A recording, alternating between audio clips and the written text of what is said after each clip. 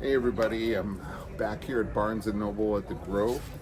I found some interesting Rolling Stones albums. This was their 50th year of their band, 2012, and it's an album called Grr Live. There was a pay-per-view live in New Jersey that this is the audio from it, and if you get, there's also a DVD of it. This one I think was the original cutout. I remember when I first saw it, I thought it was a promotional album and they just went a little crazy cutting it. But it's actually their greatest hits through the past darkly. Big Hits Volume 2. And this was Tattoo You, 1981. It was basically a lot of songs that were released after they were written. And there was maybe, I think at least about a 5 or 6 year period that they just had written these extra songs and they decided to put this together. But it has some famous ones like Waiting on a Friend and Start Me Up is on that one. This is the Rolling Stones' latest album. It actually has 5 original members of the Rolling Stones. It is, well, we'll say 4 original members in Ronnie Wood. Also has Bill Wyman, Charlie Watts is on here, of course Mick Jagger and Keith Richards. This is Hackney Diamonds. It could have been called Smash and Grab. It's a British colloquial for somebody breaking the windshield of your car, but I kind of like Smash and Grab. That would have been a cool name. This is the original cover for the Rolling Stones' Beggar's Banquet. I think that the toilet just didn't go well with the record executives, so they made them change it to like a white cover. Here's another early one, Flowers, with the original band. Ruby Tuesday, Lady Jane, Let's Spend the Night Together, Mother's Little Helper, just to name a few. Here's Rolling Stones' Voodoo Lounge. A lot of people think this was one of their best albums from the 1990s. They do play a couple songs from this became staples. Love is Strong, You Got Me Rockin', that one's played a lot. Anyway, it's interesting that the CD was a single CD, but you need two albums to fill it up because its albums are a little shorter than CDs. This is Rolling Stones, another one, the mono from the 60s. It's called December's Children. Get Off My Cloud. They still play that one. England's newest hitmakers, the Rolling Stones. Gosh, these guys go back 62 years. Not Fade Away.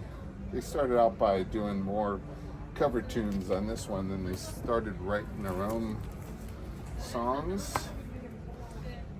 Became one of the greatest songwriting team in history. Speaking of some other interesting songwriters, this was the last incarnation of the Pretenders' original lineup, Pretenders 2. I found some Pink Floyd. This is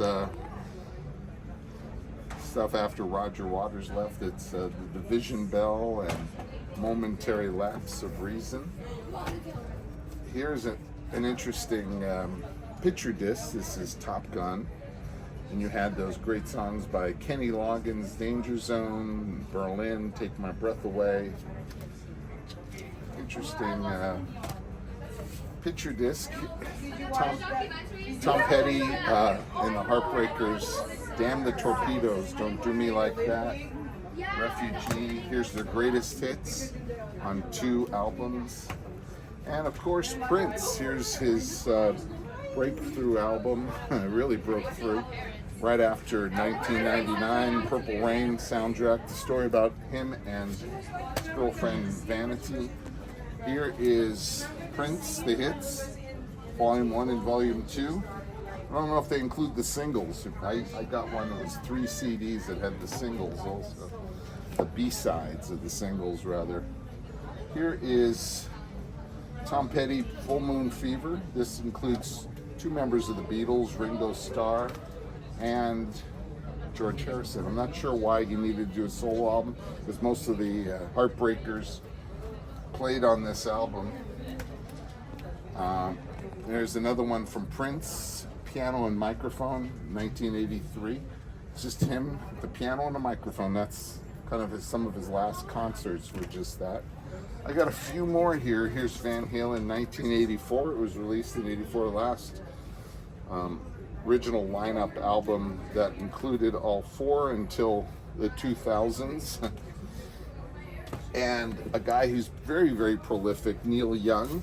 This, I keep seeing, he must release 2 or 3 albums a year. This one is actually a, looks like he's releasing bootleg albums officially.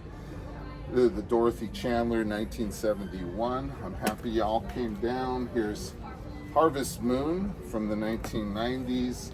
This is Neil Young's greatest hits.